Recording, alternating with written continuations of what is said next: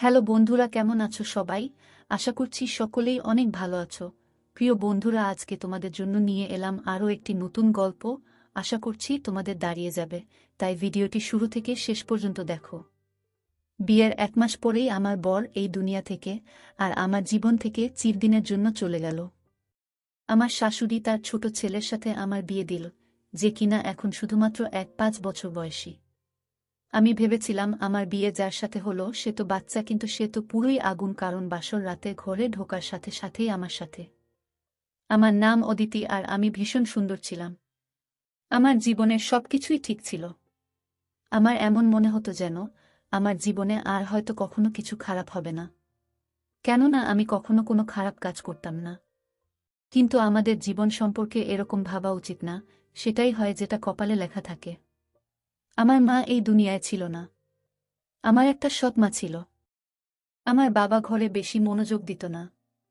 এমনিতে তো আমি ঘরের সব কাজই করতাম, বাচ্চাদের টিউশনও পড়াতাম।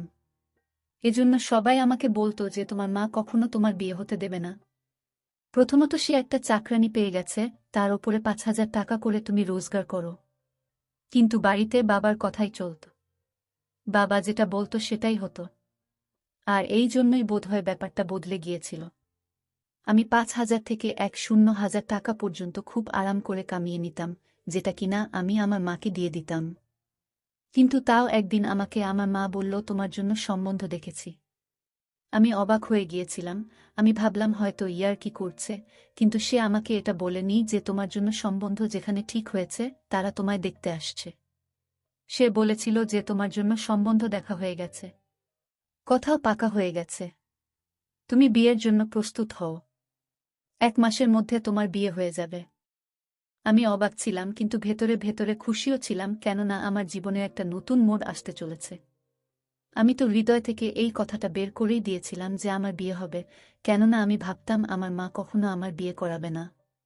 কিন্তু এখন এই সমস্ত কিছুই হচ্ছিল, এজন্য আমি ভীষণ খুশি ছিলাম। আর আমি হাসতে হাসতে বিয়ের প্রস্তুতিতে জুটে গেলাম। বিয়ের রাতে অনেক কিছু অদ্ভুত ঘটল। আমি তো আমার বরকে দেখলামই না। আমাদের দুজনকে একসাথে বসানো হলো, কিন্তু আমি নিচের দিকে তাকিয়েছিলাম। নববধূর মধ্যে এত সাহস কোথা থেকে হবে যে সে মাথা তোলে আর ঘাড় ঘুরিয়ে নিজের বরকে এক ঝলক দেখতে পায়? এজন্য আমিও দেখিনি। এরপর যখন আমি ঘরে বসেছিলাম, তখন আমি আমার বরকে দেখলাম। আর আমি জানতে পারলাম যে সে অনেক সুন্দর আর একজন ভালো মানুষ ছিল। সে প্রথম দিনেই আমাকে অনেক সম্মান দিয়েছিল। আমার সাথে হাসি মজা করেছিল, আমাকে একটা উপহারও দিয়েছিল। তার বাড়িতে শুধু তার মা ছিল আর একটা ছোট ভাই ছিল। সে আমায় বলেছিল যে আমার ছোট ভাই আমার সন্তানের মতোই। তার বয়স যদিও 5 বছর, কিন্তু আমার জন্য তো সে তার থেকেও ছোট। কেননা সে যখন 2 বছরের ছিল তখন বাবা এই পৃথিবী ছেড়ে চলে গেল। আর সে বাবার জন্য ভীষণ উদাস থাকত। এই জন্য বাবার জায়গা আমি নিলাম। আর রোজ রাতে আমি তাকে বুকের সাথে জড়িয়ে ঘুম পাড়াতাম। তখন থেকে সে আমার জন্য এমন যেন সে আমার নিজের সন্তান।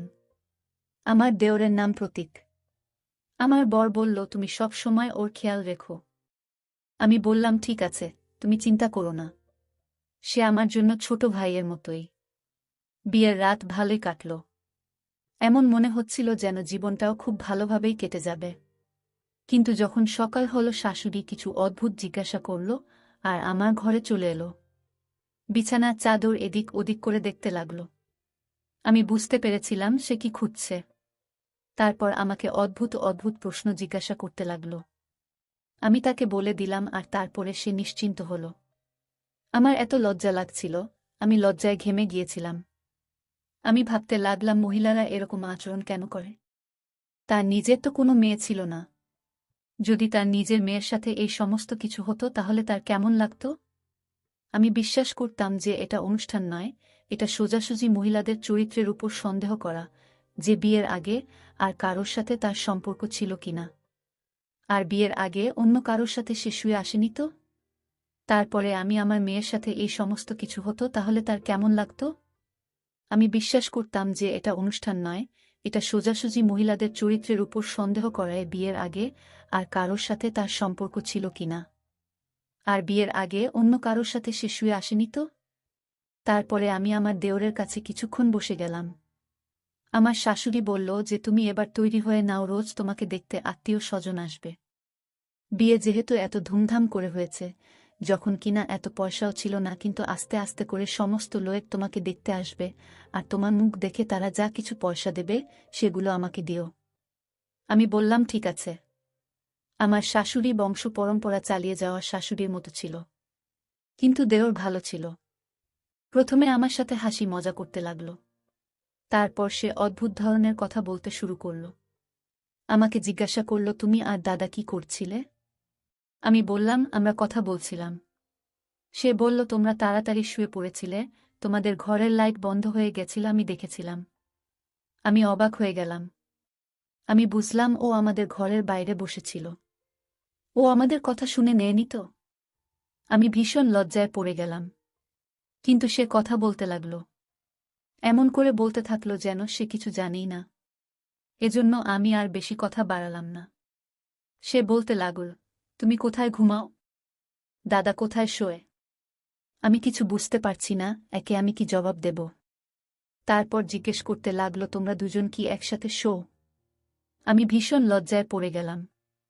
সন্ধ্যাবেলায় আমি আমার বরকে এই কথাটা যখন বললাম যে সে এভাবে আমাকে প্রশ্ন করছিল। অদ্ভুত কথা, এত ছোট বাচ্চার মাথায় এত প্রশ্ন। আমার বর বলল, আমি তোমাকে বলেছিলাম তো, তার খেয়াল রাখতে হবে তোমায়। তুমি প্রথম দিনেই তার অভিযোগ আমাকে জানাচ্ছ। আমি বললাম, আমি অভিযোগ জানাচ্ছি না, কিন্তু আজকালকার বাচ্চাদের মাথায় এই ধরনের প্রশ্ন আসা তো উচিত নয়। আমার বর বলল, সে তোমাকে এমন কিছু প্রশ্ন করেনি। ওই সমস্ত ভেবে প্রশ্ন করেনি, এই বয়সে এই ধরনের জিজ্ঞাসা মনের মধ্যে আসে। মানুষ জিজ্ঞাসা করতেই পারে। আমার ভাই ভীষণ নিরীহ, তার খেয়াল রাখতে বলেছিলাম আমি, তার দুর্বলতা বা ভুলগুলো খুঁজে খুঁজে বের করতে বলিনি। সে বেচারা তোমার আগে পেছনে ঘুরতে থাকে, বৌদি বৌদি করে, তার মুখ কখনো হাঁপায় না, আর তুমি যে ওর জন্য এরকম ধরনের চিন্তাভাবনা রাখো। আমি তো অবাক হয়ে গেলাম যে আমার বরের কি হয়ে গিয়েছিল। সে সত্যিই নিজের ভাইয়ের ব্যাপারে অনেক বেশি নরম আর আবেগপ্রবণ ছিল। এই কথাটা বুঝতে আমার বেশি দেরি হয়নি যে যদি আমার বরকে খুশি রাখতে হয়, তাহলে তার সামনে তার ভাইয়ের বিষয়ে খারাপ কথা বলা চলবে না, না হলে তার খারাপ লাগতে পারে। এরপরে আমি এরকম কিছুই বলতাম না। আমাদের বিয়ে হয়েছে মাত্র 1 সপ্তাহ হলো, আমার বর সোজাসাপটা মানুষ ছিল না। সে আমার সঙ্গ দারুণভাবে উপভোগ করত। সে আমাকে ছাড়তেই চাইত না। একদিন তো সকালবেলায় আমার শাশুড়ি আমাকে ডেকে ডেকে হয়রান, কিন্তু আমার বর তার কাছ থেকে আমাকে উঠতেই দিচ্ছিল না। সে বলছিল, আমার সাথে ভালো ভালো কথা বলো, আমার চোখের দিকে তাকাও, তুমি কি কখনো সিনেমা দেখনি? যেমন সিনেমায় হিরো হিরোইন একে অপরের সাথে বসে কথা বলে, তেমন তুমি আমার কাছে বসে থাকো। আমি বললাম, তোমার মা আমায় ডাকছে, হয়তো কাজ আছে, কেননা 10টা বেজে গেছে। সকালের 4টে বা 5টা তো বাজেনি। কিন্তু আমার বর আমার সাথে কথাই বলতে থাকছিল। আর তারপর সেটাই হলো, আমার শাশুড়ি আমাকে বকা দিল। আমি এইসব লোকেদের বুঝতে পারছিলাম না। এরা একটু অদ্ভুত ছিল। আমার শাশুড়ি বলে দিল, তুমি তো আসতেই আমার ছেলেকে নিজের আঙুলে জড়িয়ে নিয়েছ। তুমি ছাড়া তো সে আর কিছু দেখতেই পায় না। আমি বললাম, এরকম তো কোনো ব্যাপার না। এবার সে যদি নিজে থেকেই আমার পেছনে পেছনে ঘোরে, তাহলে আমি কি করতে পারি? কিন্তু আমার বর আমাকে বলেছিল আমার মায়ের সব সময় খেয়াল রাখবে, তাকে খুশি রাখবে, এজন্য আমি পুরো ঘরের কাজ ভালোভাবে করতাম। কখনো কিছুই বলতাম না, কোনো জবাব দিতাম না। আর যদি জবাব দিতাম, অন্যভাবে দিতাম, যাতে সে রাগ না করে। আমার বিয়ে হয়েছে এখনো 1 মাসও হয়নি, যখন আমি একটা বাজে খবর পেলাম যে আমার বর এই দুনিয়া থেকেই চলে গেছে। এরপর আমরা অনেক বেশি সমস্যার মধ্যে পড়ে গেলাম। আর ভাবতে লাগলাম এটা মিথ্যে খবর, কিন্তু যখন লাশ বাড়িতে আনা হলো, আমাদের তখন হুঁশ উড়ে গেল, আর আমার শাশুড়ি, আমার দেওর আর আমি খুব বাজেভাবে চিৎকার করতে লাগলাম, কান্না করতে লাগলাম। আমরা প্রার্থনা করছিলাম যে এই খবরটা যেন মিথ্যা হয়। কিন্তু আমার বর এই দুনিয়া থেকে সত্যিই চলে গিয়েছিল, এই দুঃখটা আমার জন্য অনেক বড় শোক ছিল। আমার মা বাবা বলেছিল, বাড়িতেই থাকো, এরপরে আমরা তোমাকে গিয়ে নিয়ে আসব। আমি কাঁদতাম আর যন্ত্রণায় ছটফট করতাম। আর আমার শাশুড়ি আমায় বলতো যে তুই এসেছিস, ওই জন্য আমার ছেলেকে খেয়ে নিয়েছিস, তুই অপয়া। এই ঘরের সম্পদ চলে গেল, আমার ছেলে চলে গেল, সবকিছু বরবাদ হয়ে গেল, সবকিছু শেষ হয়ে গেল, তুই এসব কি করলি? এই 4 মাসে আমি শুধুমাত্র টিটকারি শুনতে শুনতেই কাটিয়ে দিলাম। কিন্তু তারপরে সময় শেষ হয়ে গেল। তখন আমি এটা ভেবেই চিন্তা ঝেড়ে ফেললাম যে এবার আমি আমার কাছে মানুষদের কাছে চলে যাব। এমনিতেও এবার আমার জীবনে খুশি থাকার জন্য আর কি বা ছিল? নিজের মাও তো ছিল না, ছিল সৎ মা। যখন আমার বাবা আর আমার সৎ মা আমাকে ফেরত নিতে আসলো, তখন আমার শাশুড়ি এমন একটা কথা বলল যেটা শুনে সবাই অবাক হয়ে গেল। আমার শাশুড়ি বলল, আমি একে ফেরত পাঠাতে পারবো না। এ আমার ছেলের বিধবা। আমার বাবা বলল, আপনার ছেলে তো এই দুনিয়াতেই রইল না, তাহলে এখানে থেকে কি করবে? কিন্তু আমার শাশুড়ি বলতে লাগলো, ওর জন্যই তো আমার ছেলে মারা গেছে। আর এবার ও এখান থেকে চলে যাবে? আমার বাড়িতে রোজগার করার কেউ নেই। একা আমার ছোট ছেলে আছে যে স্কুলে পড়ে। তাহলে কি আমরা না খেয়ে মারা যাব? এ আমার ছেলের জায়গায় রোজগার করবে আর আমাদের খরচা চালাবে। আমার বাবা বলল যে এটা ভীষণ বাজে একটা কথা, এরকম হওয়া উচিত না। তখন শাশুড়ি জোর জবরদস্তি করতে লাগল, আর আমার বাবা ও শাশুড়ির মাঝে ঝগড়া হয়ে গেল। অনেক তর্ক হল, কখনো কথা এদিক গেল তো কখনো ওদিকে। যখন আমাকে জিজ্ঞাসা করা হলো, স্বাভাবিকভাবে আমি ফেরত যেতে চাইছিলাম। আমারও এই বাড়ির মধ্যে দম বন্ধ হয়ে যেত। কিন্তু আমার শাশুড়ি বলেছিল এখান থেকে যাবে না। আমার শাশুড়ি নিজের কিছু আত্মীয় স্বজনকেও ডেকেছিল, যারা খুব বাজেভাবে ঝগড়া করার জন্য তৈরি ছিল। অদ্ভুত ধরনের কথা হচ্ছিল, তারপর সিদ্ধান্ত এরকম বেরোল যে আমার বিয়ে দ্বিতীয়বার করে দেওয়া হবে। তখন আমি এই বাড়িতে থাকতে পারব। কিন্তু এই বাড়িতে একটাই ছেলে ছিল, তার সাথে আমার বিয়ে করানোর কথা হলো। সবাই বলল, ছোট তো কি হয়েছে? এই মেয়েটারই বা 3-0 বছর কোথায় হয়েছে? আর এইভাবে আমি এই বাড়িতে থেকে গেলাম। এই বাড়িতে তারপর আমি বউ হয়ে গেলাম। আমি এই সমস্ত চাইছিলামই না। কিন্তু আমার শাশুড়ি আমার বাবাকে রাজি করিয়ে নিল। আমার সৎ মা বলল, ভালো কথা। আমরা যদি একে নিজের ঘরে নিয়ে যাই, আমাদের কি লাভ হবে না? দ্বিতীয়বার তো আর বিয়ে হবে না। কোথা থেকে দ্বিতীয়বার সম্বন্ধ খুঁজব একজন বিধবার জন্য? সম্বন্ধ কি এত সহজ? আজকাল তো কুমারী মেয়েদেরই সম্বন্ধ পাওয়া যায় না। এজন্য একে এখানেই থাকতে দেয়া হোক, না হলে সমাজের লোকেরাও কথা শোনাবে। একটা মেয়ে যে আবার সধবা হতে চলেছে, এই অফারকে নাকচ করে আর বদলে এখানে ওকে নিয়ে আসা আমাদের ঘরের জন্য ঠিক না। আমাদের ঘরেও তো তাকে বিধবাই বলা হবে। আমার মা অদ্ভুত কথা বলতে লাগল বাবাকে রাজি করানোর জন্য, আর তারা আমাকে ওখানেই ছেড়ে চলে গেল। কিছুদিন পরে আমার বিয়ে আমার ছোট দেওরের সাথে করিয়ে দেওয়া হলো, যাকে আমার বর নিজের ছেলে বলতো, আর যাকে আমি বাচ্চাই ভাবতাম। আমি আমার বরের মৃত্যুতেও এতটা কাঁদিনি যতটা এই বিয়ের কথা শুনে কেঁদেছিলাম আর চিৎকার করেছিলাম। কিন্তু কেউ আমার কথা শুনল না, আমার বিয়ে করিয়ে দেওয়া হলো। আমার বিয়ের সময় আমার শাশুড়ি আমার মাথা জবরদস্তি ধরে আমাকে হ্যাঁ বলিয়েছিল, তারপরে আমি জেদ করলাম আমি আমার দেওরের সাথে ঘরে যেতে চাই না। কিন্তু আমার শাশুড়ি আমার পেছনেই পড়ে গেল। সে বলল, আজকে ফুলসজ্জা, আর তুই যদি ওই ঘরে না যাস তাহলে আবার কিছু হয়ে যাবে। আর তুমি কি আমার দ্বিতীয় ছেলেকেও মারতে চাও? কিন্তু তাও আমি গেলাম না। পরের দিন আমার শাশুড়ি আমাকে বলল, তোমাকে চাকরি করতে হবে। সে পাড়ায় অনেকগুলো বাচ্চাকে জড়ো করল, আর এবার আমি রোজ 20 থেকে 30টা বাচ্চাকে পড়াতে লাগলাম। আমার মাথা খারাপ হয়ে গিয়েছিল, আমি ভীষণ ক্লান্ত হয়ে যেতাম। এছাড়া আমি ঘরের কাজও করতাম।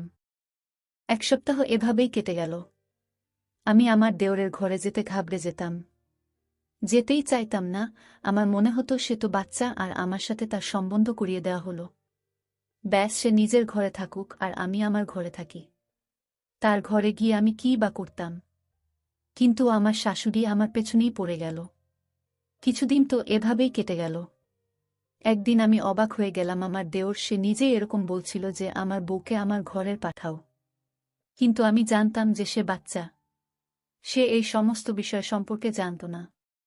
সেই জন্যই সে এরকম বলছে।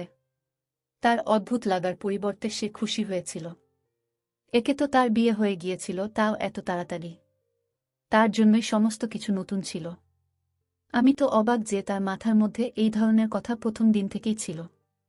আমি বুঝে গিয়েছিলাম যে তার এই ধরনের জিনিসের শখ ছিল। কিন্তু সে এটা জানত না যে স্ত্রী কি হয়, আর আমার জীবন তো বরবাদ হয়ে গেল।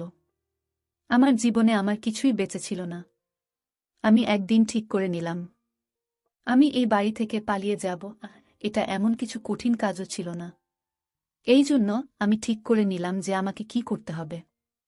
আমি আমার শাশুড়ির ঘুমানোর পর ঘর থেকে পালিয়ে যাবার প্ল্যান করলাম, আর আরাম করে বাড়ি থেকে বেরিয়ে গেলাম। রাস্তা পর্যন্ত পৌঁছলাম, কিন্তু আমাকে আমার দেওর আটকে নিল, কেননা সে এখন আমার স্বামী।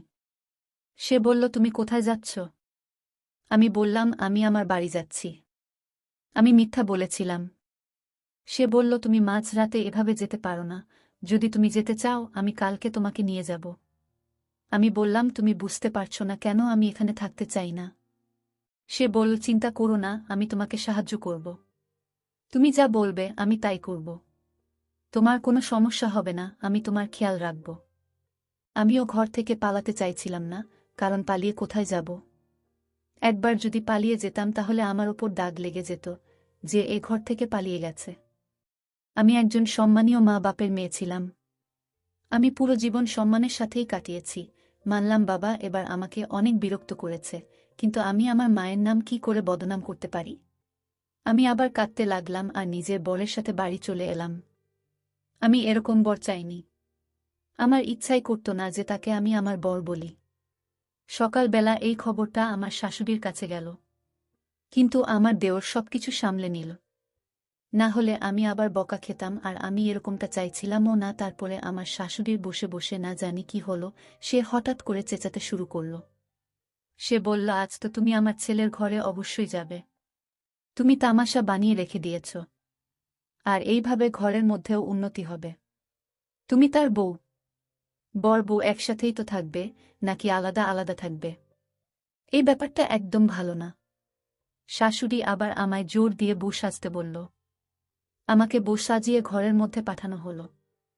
এক মুহূর্তে আমি ভাবলাম ভেতরে গিয়ে ঘরে তালা লাগিয়ে দিই, কিন্তু আমি এমনটা করতে পারলাম না, কেননা আমার শাশুড়ি প্রথমেই দরজা খুলে দিল। কিছুক্ষণ পরে আমার দেওর ঘরে আসলো। আমি বললাম, এ তো বাচ্চা, একে ভয় দেখিয়ে ধমক দিয়ে ঘুম পাড়িয়ে দেব। আমার চিন্তায় থাকার প্রয়োজন নেই। আমার শাশুড়িও খুশি আর আমিও খুশি, আর কেউ জানতেও পারবে না যে ঘরের ভেতর কি হয়েছে। কিন্তু আমি অবাক হতে লাগলাম, এই কথাটা আমার মাথায় আগে আসেনি কেন? সে আমাকে বলল, তুমি অনেক মিষ্টি। আমি বললাম, ঠিক আছে, তুমি এবার ঘুমিয়ে পড়ো। আর আমি মেকআপ তুলতে শুরু করলাম। সে বলল, তোমাকে ভীষণ ভালো লাগছে। আমি বললাম, আমি ভালো হই বা খারাপ এতে তোমার কোনো মতলব নেই। চুপ করে শুয়ে পড়ো। আমি তাকে শেষবার বললাম, কিন্তু বউয়ের মতো না, বরং তার মায়ের মতো করে তাকে বকে ঘুমিয়ে পড়তে বললাম। কিন্তু সে আমাকে অদ্ভুত নজরে দেখতে লাগল, যে রকমভাবে কেউ আমাকে দেখেনি। আমি বললাম, আমার মুখ কেন দেখছ? চুপচাপ ঘুমিয়ে যাও। আমি এখনও তার উপর রোয়াব জমানোর চেষ্টা করছিলাম, যখন কিনা আমার একটু ভয়ও লাগছিল। কিছুক্ষণ পর সে আমার হাত ধরে নিল আর আমার মুখে থাপ্পড় মেরে দিল। আমি অবাক হয়ে গেলাম। সে বলল, তোমার কোনো শিক্ষা নেই যে নিজের বরের সাথে কিভাবে কথা বলতে হয়? আমার ওপর তুমি চিৎকার করছ? মূর্খ মহিলা! আমি বললাম, তুমি সবেমাত্র জন্ম নিয়েছ, আর বর হওয়ার জন্য কান্নাকাটি করছ? তুমি আমার বর নও। সে বলল, আমার তো তোমাকে প্রথম দিন থেকেই পছন্দ ছিল। তুমি জানো তোমাকে পাবার জন্য আমি কি করেছি? নিজের বাবার মতো দাদাকে খুন করেছি, কেননা আমি তোমাকে পেতে চাইতাম। এটা শুনে আমার হৃদয় কেঁপে উঠল। সে নিজের দাদাকে নিজে মেরেছে। সে বলল, আমি আমার দাদার মোটরসাইকেলের হ্যান্ডেল খুলে দিয়েছিলাম, যার জন্য সে একটু এগিয়ে তার হ্যান্ডেলের উপর থেকে নিয়ন্ত্রণ হারিয়েছিল, আর তার অ্যাক্সিডেন্ট হয়ে গেল। সবাই এটাই ভেবেছে সেটা একটা দুর্ঘটনা ছিল। সে দুনিয়া থেকে চলে গেল, যখন কিনা এটা একটা প্ল্যান ছিল। আমি অবাক হয়ে গেলাম যে সে আমার বরকে খুন করেছে, আর এখন আমার বর হয়ে আমার সামনে দাঁড়িয়ে আছে। এ কোনো নিরীহ বাচ্চা নয়, এটা একটা শয়তান যে নিজের দাদাকে মেরেছে। আর এর দাদা যে একে এত ভালোবাসত, যে ওকে নিজের সন্তান ভাবত। এই যুগ কি এতটা খারাপ হয়ে গেল? আমি তো কিছু বুঝতেই পারছিলাম না। আমি ওখান থেকে চলে যেতে চাইছিলাম, চিৎকার করছিলাম। কিন্তু যখন থেকে আমি এটা জানতে পেরেছি যে আমার বরের মৃত্যু স্বাভাবিক নয় বরং তার খুন হয়েছে, তখন আমি 1 সপ্তাহ পর্যন্ত অজ্ঞান হয়ে রইলাম। সবাইকে সবকিছু বললাম চিৎকার করে করে। কেউ আমার কোনো কথাই শুনল না। সবাই বলল এরকমটা হতেই পারে না। সে তার ভাইকে কখনো মারতেই পারে না। তুমি মিথ্যা বলছো কারণ তুমি ওকে বিয়ে করতেই চাইছিলে না। আমার কাছে একটাই রাস্তা ছিল, আমি আত্মহত্যা করে নিচ্ছিলাম। কিন্তু আমাকে কেউ মরতেও দিল না। আজও আমি এভাবেই নিজের জীবন কাটাচ্ছি। আমি বুঝতে পারছি না যে আমি কি করব। এরপর ভগবান আমাকে একটা মেয়ে দিল। আমি এটা ভেবেই উদাস ছিলাম যে আমার ভাগ্যই খারাপ। আমার মেয়ের কপালও খারাপ। কিন্তু আমার কপাল এতটা খারাপ ছিল না। কেননা আমার দেওরের সাথেও সেটাই হলো যেটা সে নিজের দাদার সাথে করেছিল। তার সাথেও একটা দুর্ঘটনা ঘটে গেল আর সে এই দুনিয়া থেকেই চলে গেল। এটা আমার শাশুড়ি সহ্য করতে পারল না, আর সেও মরে গেল। তারপরে পুরো ঘরটা আমার হয়ে গেল। এবার আমি আমার মেয়ের সাথে থাকি, বাচ্চাদের টিউশন পড়াই। আমার জীবন এভাবেই কাটতে লাগল। আমি কখনো ভাবিনি আমার সাথে এত কিছু হয়ে যাবে, কিন্তু তাও এত কিছু হয়ে গেল। আমি আমার বরকে ভীষণ মনে করি, তার কথা আমার ভীষণ মনে পড়ে। আর আজ যদি সে থাকত তাহলে এত কিছু ঘটত না। বন্ধুরা, আমাদের এই গল্পটি যদি ভালো লেগে থাকে লাইক, কমেন্ট, শেয়ার ও সাবস্ক্রাইব করে আমাদের পাশেই থাকবেন। ধন্যবাদ সবাইকে, ভালো থাকবেন।